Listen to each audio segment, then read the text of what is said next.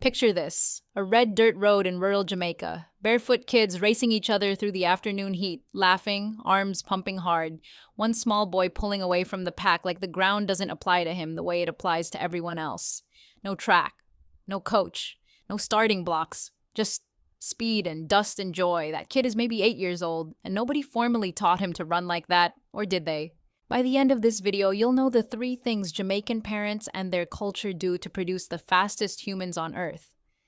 And the third one is the one almost every parent outside Jamaica gets completely backwards. Jamaica has under 3 million people, less than the city of Chicago, and yet they have given us Usain Bolt, Shelly-Ann Fraser-Pryce, Elaine Thompson-Herah, Johan Blake, Asafa Powell. Not one golden generation, not one lucky era, a continuous, unbroken pipeline of world beaters decade after decade. So what is actually happening on that island? What do Jamaican parents know that the rest of the world doesn't? It starts before any track, before any coach ever clocks a time. It starts with the road. In rural Jamaica, especially in parishes like Trelawney, where Usain Bolt grew up, children don't get dropped off at school. They run to school, they run on errands, they run up hills and down them every single day without calling it training, without thinking of it as preparation for anything. And here's the thing, the hills strengthen the hamstrings. The uneven red dirt builds balance and coordination that no gym floor can replicate. The legs are learning the specific mechanics of explosive movement long before anyone introduces a stopwatch. None of it feels like work, it's just how you get from here to there. That is the first thing Jamaican parents do, though they would never describe it as a parenting strategy. They simply live in a way that makes their children's bodies powerful before any coach ever sees them. Think about what that means in terms of early development. Research in motor development is consistent on this point. Unstructured early physical activity, varied terrain, real-world speed over hills and unpaved roads builds the foundational movement patterns that elite athletes rely on for the rest of their careers. Not drills, not cones in a gymnasium. Free, joyful, high stakes for fun physical movement. Jamaican children get that every morning on the way to school. They get it again on the way home. That's not a program. That's culture doing the work of a training plan before training plans exist in a child's world. The dirt road is the first coach, and it costs nothing. It is available to every child on that island. But the dirt road alone doesn't explain it. Plenty of countries have hills and rural poverty and barefoot kids who run everywhere. So something else is happening here. This is where CHAMPS comes in. CHAMPS is the ISSA Boys and Girls Championships, an annual high school track meet held every spring at the National Stadium in Kingston.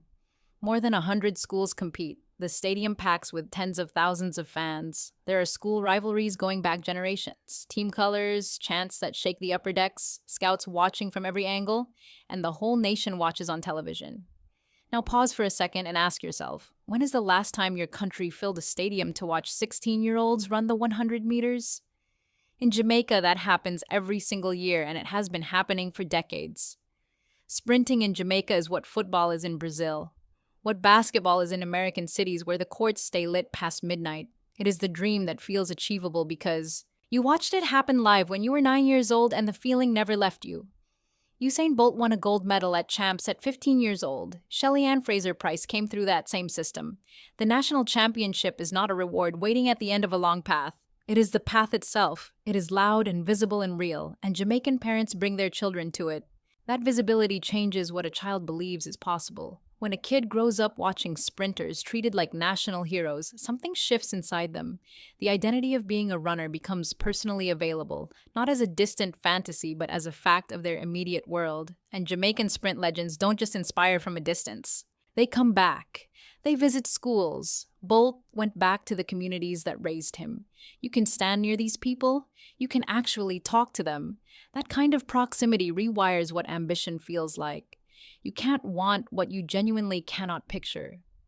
In Jamaica, the picture is everywhere, on the television, on the track, at the community meet on a Saturday morning. That constant living visibility is the second thing Jamaican parents give their children. They raise them inside a culture where being the fastest person on the road is the highest form of local pride. The culture does the motivating. The parents don't have to manufacture inspiration. It already lives in the air. Now, before we get to the third pillar, a quick moment on food. You may have heard that people from Trelawney credit some of Bolt's speed to the local yellow yam. And honestly, There's something worth taking seriously there, even if it's not a laboratory secret. The Trelawney yam is dense and starchy, full of slow-releasing carbohydrates. Bolt himself talked about his grandmother's cooking. Jamaican diets have traditionally leaned on whole foods, ground provisions, and natural staples prepared the way they have been for generations. No supplement mythology, no engineered recovery products. Just real food and real rest. Is the yam the secret? No. But strong bodies built on honest food, running real miles through real hills, is a more powerful foundation than most purpose-built development programs ever achieve. Now we get to the third thing. The one that surprises people, the one that contradicts almost everything Western parenting culture currently tells you to do. Here's where outside assumptions about Jamaica collapse entirely. People look at this island's sprinting dominance and assume the parents are hovering, drilling their kids, managing athletic careers from age 6 with private coaches and structured programs.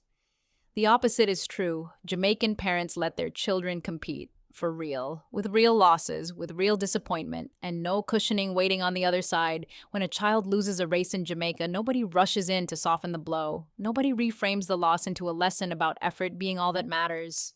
The child knows they lost. The crowd knows it too. And the child has to sit with that feeling and decide, alone, what they want to do next. That is not neglect. That is development. Psychologists who study resilience have a name for it: productive adversity. And the research is clear on what it does. Children who experience genuine competitive failure early, who feel the full weight of it without a protective layer of adult management, develop something that cannot be directly taught. They develop grit, the deep, functional belief that the distance between where they are and where they want to be can be closed by effort. Not by talent alone, not by someone adjusting the outcome, by showing up next time better prepared, by running that hill one more time in the dark. Jamaican parents trust that process. Trust.